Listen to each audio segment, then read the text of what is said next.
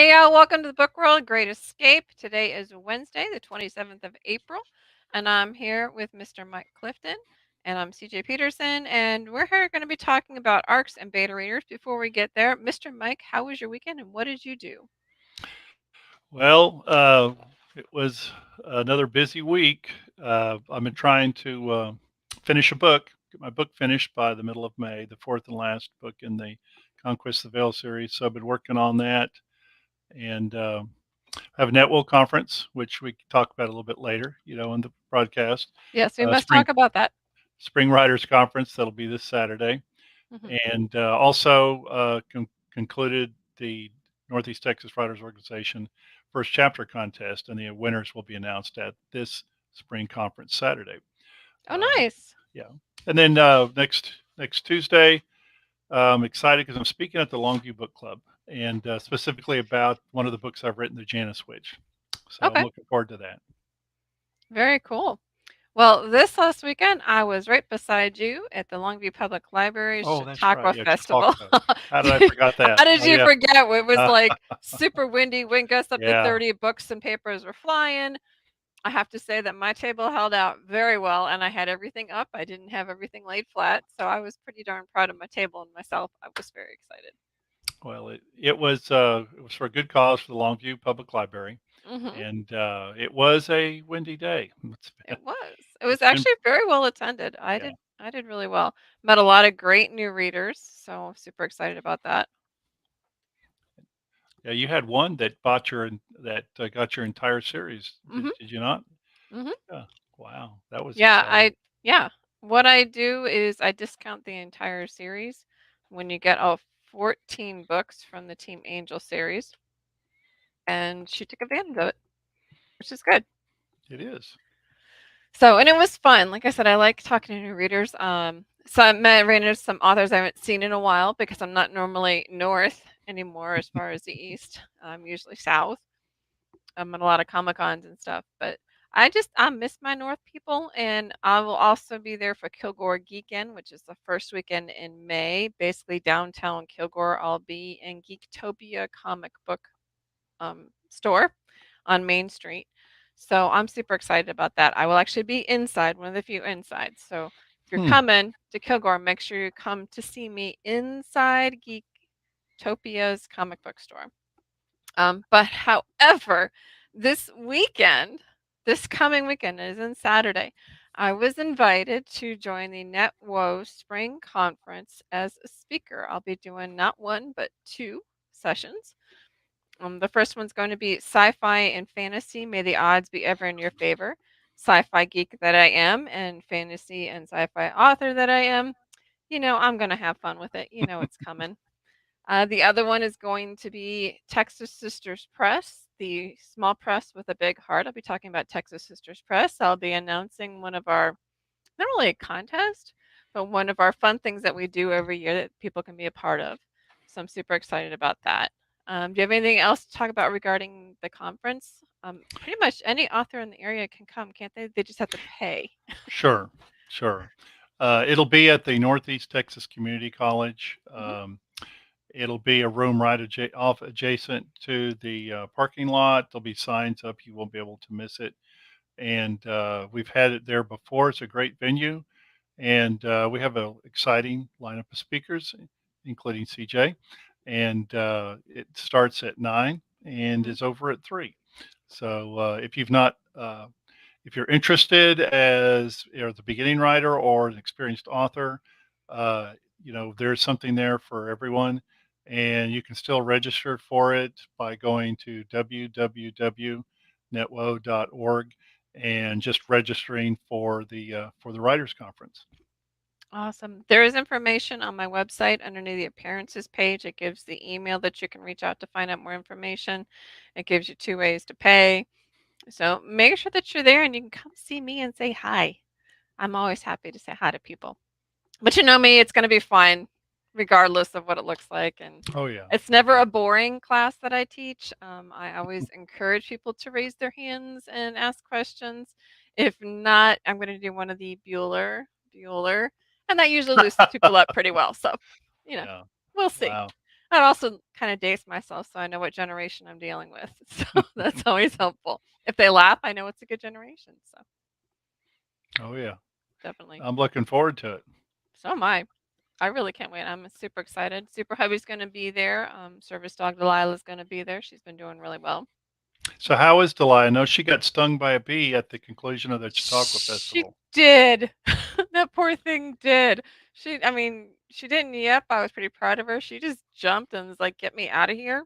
And this bee would not leave her alone.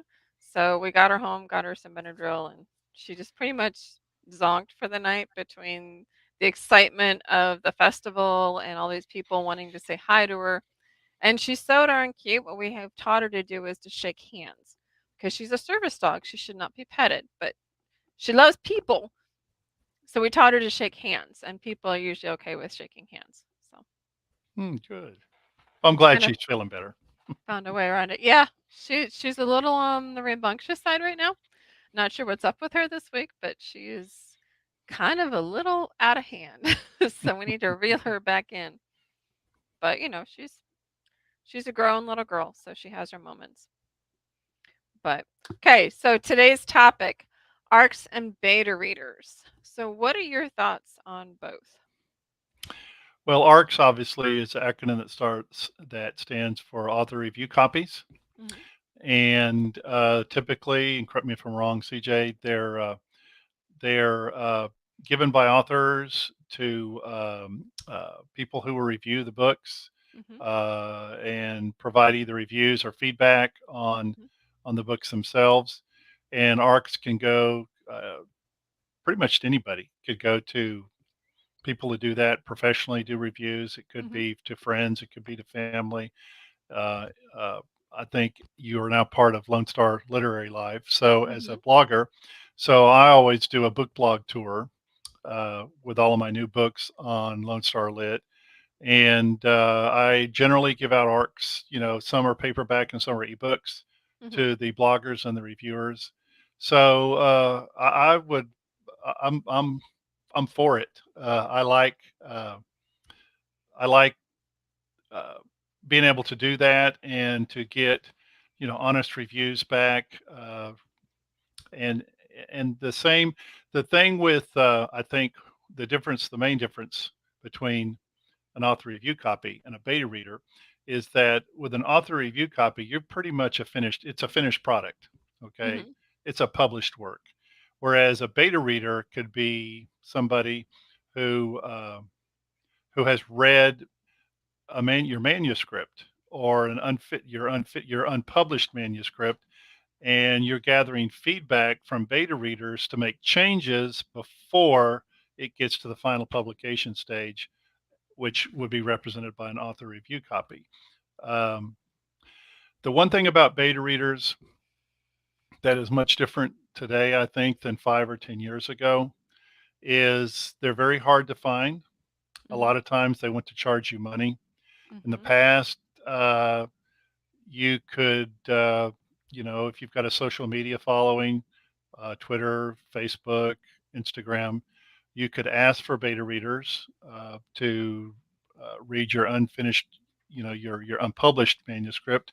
Well, And and you can even narrow that down to a single chapter, like a sneak sure, peek into a sure, chapter, yes, as right, opposed right. to the entire manuscript. That's and you're correct. It doesn't have to necessarily be the entire manuscript.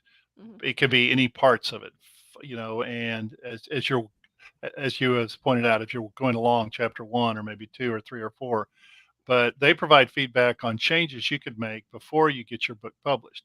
Hmm. But I just it's things have changed so much in the last 5 or 10 years. I'm kind of soured on beta readers now because they're very hard to come by, and oftentimes they do want to be paid for doing that, which kind of, if we're using the word right, bastardizes the process. Hmm. Poisons the well, so to speak.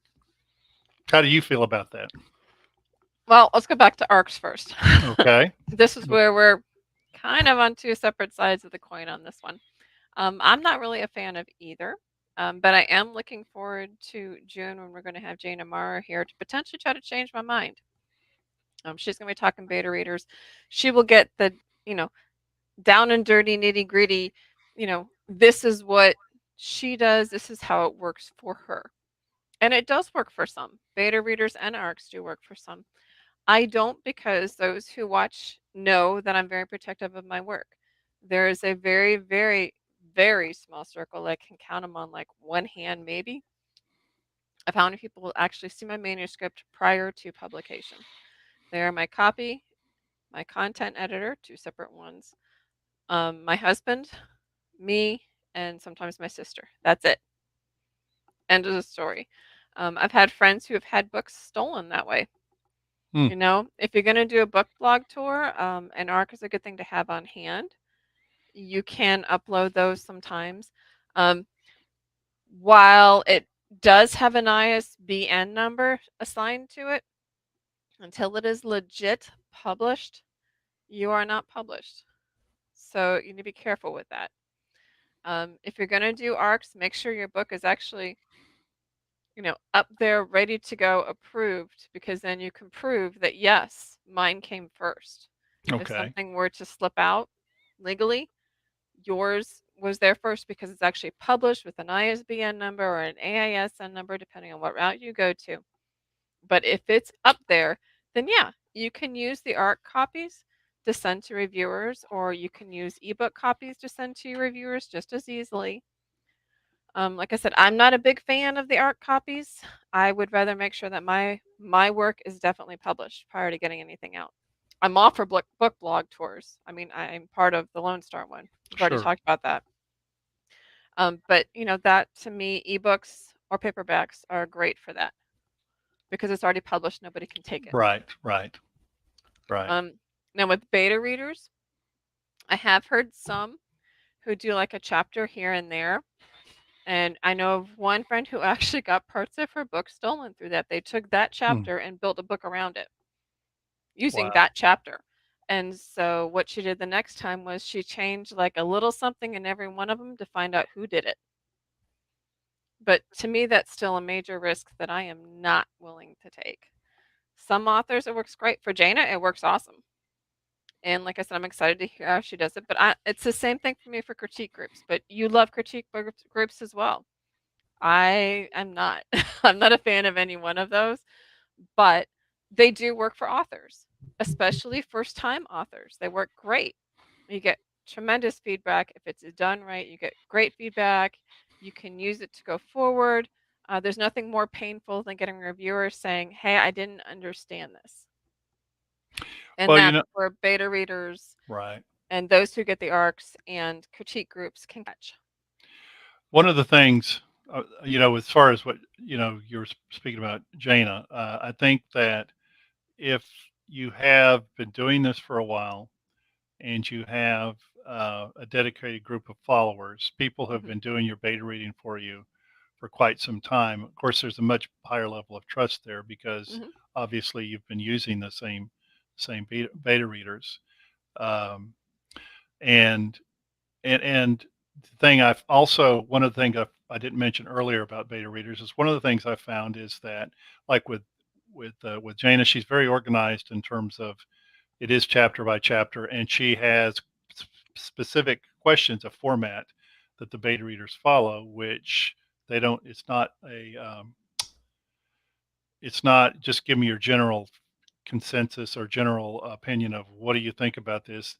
She's already got that broken down by from character to everything. So they specifically get back with her. And what I found, because when I did some beta reading for some of my earlier books, um, a lot of them you lose them when you start asking specifically for actual work. Hmm. Hey, write this down. I've got a format here. I've got questions. When you finish reading this chapter or this manuscript, can you answer these questions for me? And crickets chirping. Yeah, we'd like to read it, but that seems like a little bit too much to expect. And Hmm. so, um, you know, I I think if you have a group you trust Hmm. that, and when I say trust, I'm talking about not just stealing your ideas, which is what you were referring to earlier, but you trust their opinion, Mhm. then you're on pretty solid ground. Um, the the critique groups, most authors, not all, okay, most authors have some sort of critique partner or critique group that helps them bounce ideas off, or read and say here's some grammatical errors or things you might need to change. In a way, they're beta readers, obviously. Mhm. And I the critique group that I belong to has 5 people in it, 6 counting myself, and I've found them to be invaluable in Mhm. terms of giving me feedback on a whole host of issues regarding the writing, from the character development to just common grammatical errors, to being able to correct some passive writing and stuff like that. Mhm. I've not had any trouble with ideas being stolen, or found, hey, this bet I read this somewhere. Oh, I wrote that, and you got it in your next chapter or something like that. But it it I mean, you in a if you in a way you do still have Mhm. beta readers, because you mentioned 4 of them, you know, or 5. Mhm. Uh, so I guess it depends on how you define beta reader, I suppose. So, do you use your critique group in place of an actual editor, a copy and content editor, or do you still go through that as well?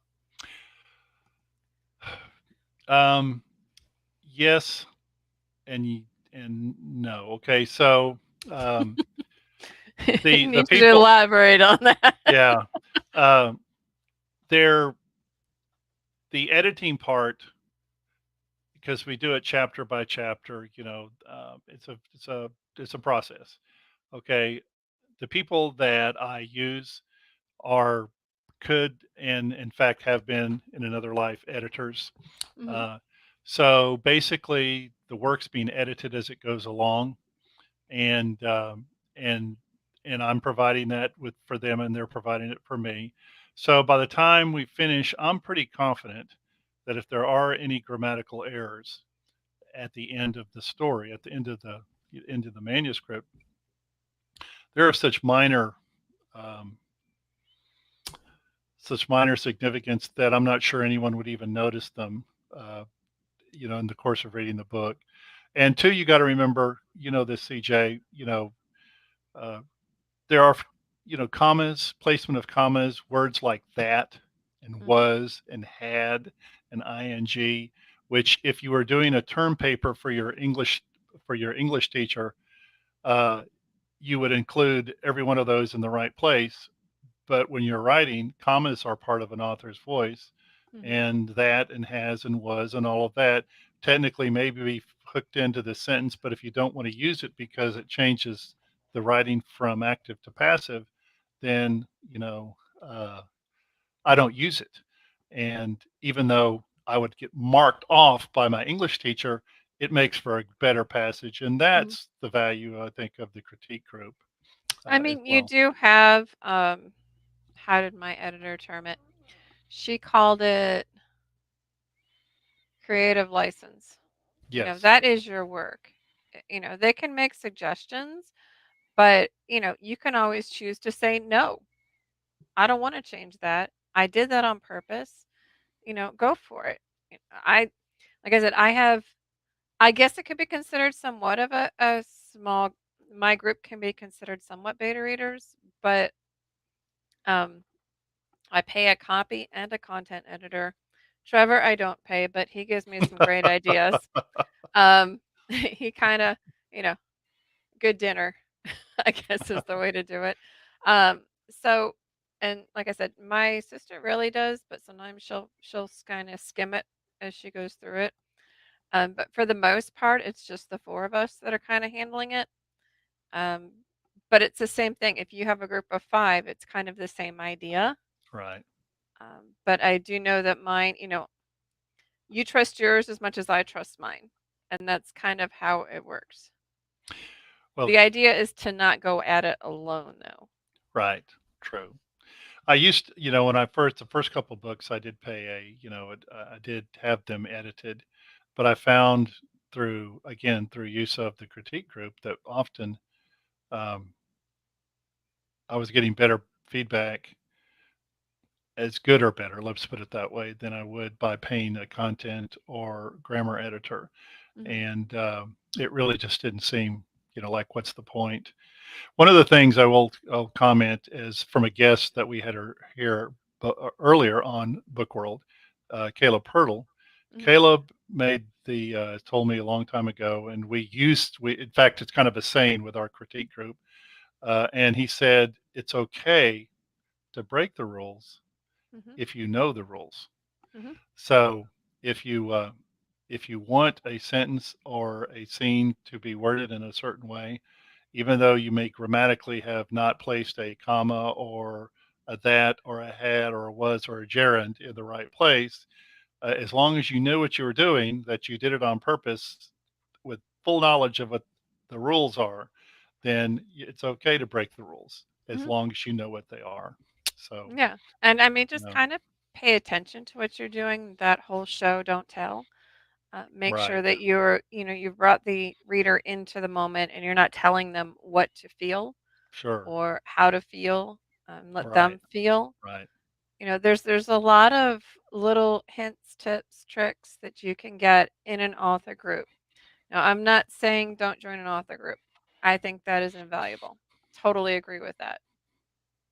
Um, I am not saying don't join a critique group. They're just not for everybody. No, Same you're right. thing, same thing with beta readers. I'm not saying don't get a beta reader group. Again, they're not for everybody, but whatever works for you, this is your journey. Sometimes you gotta just go for it and see what happens. One of the things I use is throw it against the wall and see if it sticks. You know, does it work for you? Does it not work for you?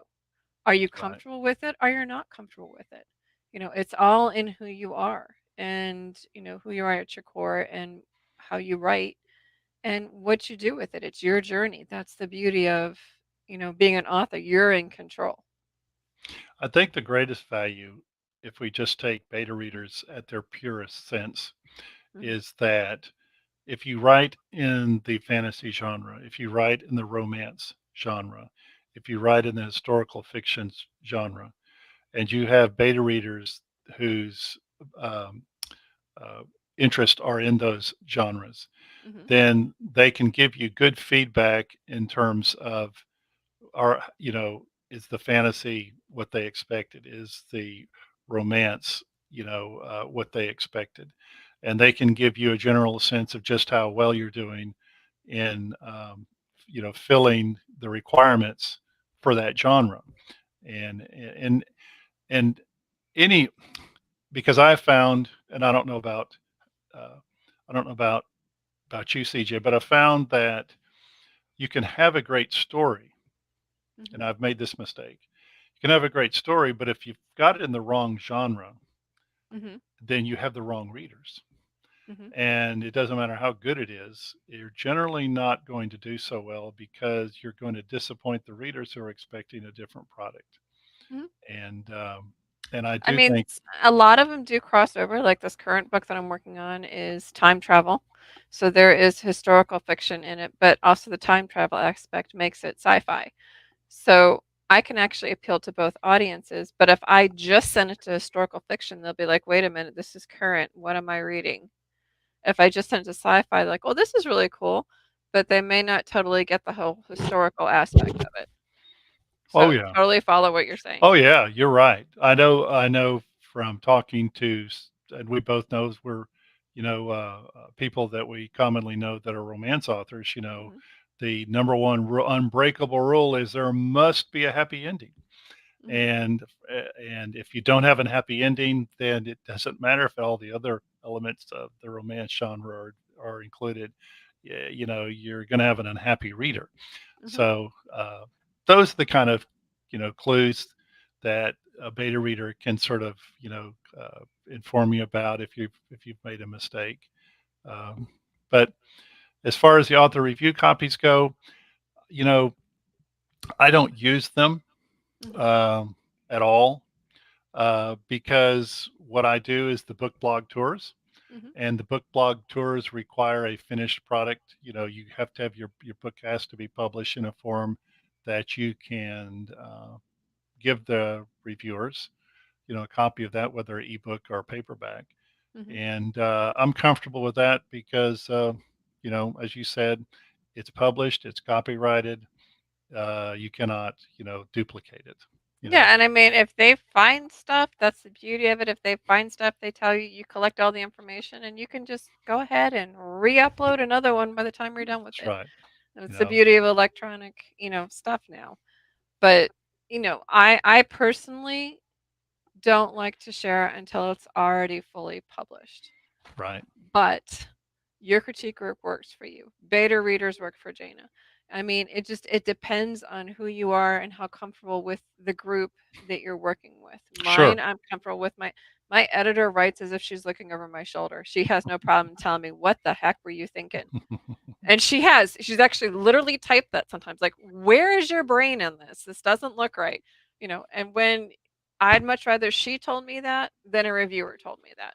Oh And yeah. she has no problem putting like a whole paragraph in the editing. And I'm like, okay, got it. Don't beat me in the head with a baseball bat. But I love her for it, and I can take that. You have to have a thick skin. You cannot have a thin skin as an author. You just No, cannot. And authorship no, has no place for divas or those with thin skin. It's an nope. art. Any art can get, your heart stepped on. As much as you kind of put your heart out there and say, please don't squish it, please don't squish it. Someone's gonna come by and go, bam, you did this wrong. And I'm like, oh well, I will that's my say, story. I will say that there's criticism, there's constructive Hmm. criticism, and uh, Destructive. there's destructive criticism. Hmm. So it's always uh, to keep in mind that we can always do better. Always Hmm. hone the craft, our writing craft better. We can always do a better job of it. But whether we're being the ones that are being critiqued or having our work, viewed through a lens, Hmm. or we're the ones doing that, it's good to keep in mind that this is something that means a lot to somebody. So if you're going to offer a suggestion, then it needs to be in a positive way, not in a destructive way. Right. I try to do the compliment sandwich. You compliment them on this, you complain on this, potentially give them an option on how to fix it in two or three ways. I'm just always like that. I usually have two or three suggestions on how to fix it, and then you have another compliment. That way, it tastes a little bit better. Just Yeah. say it tastes a little bit better. They can swallow it a little bit better, and it's like so you're purposely trying to find stuff that is good that they can take to heart, and then Hmm. find some stuff that they may need to work on, and then other stuff that is good again because that is their heart, that is their work. You pretty much just open the pages of the book and bleed, as was it Stephen King that said that, I think. That's how, or the typewriter, or was it Ernest Hemingway? It may have been Ernest Hemingway. Anyway, one of those authors said, writing is just pretty much bleeding all over the pages, and you do. That's your life, that's your heart, that's your soul, that's in each one of these books. So, each one has, you generally speaking, generally has a little part of the author in each book somewhere. And that's a good point you made. A if you're going to offer a criticism, if there's something that someone has done well, then Mhm. just give it a positive comment as well. Hey, that was a great phrase. You did a good job there. Yeah, and sometimes what I'll do is if it's something really bad, I will not put it in the review. I will contact the author directly and just That's say, good. "Hey, Good. I'm giving you this review, and this is why I started the way I started. You may want to consider changing this to this or this to that, or I felt like I was reading two different books. you know, I've read those before, and it's very confusing. And so, if you can offer constructive instead of destructive, and maybe not gut them in front of the entire world, they're more apt to listen to you. Sure. So, Yeah. well, we have like very little time left, um, but for next week, is there anything you'd like to add, real quick? Uh, Pretty much covered it. Okay, awesome.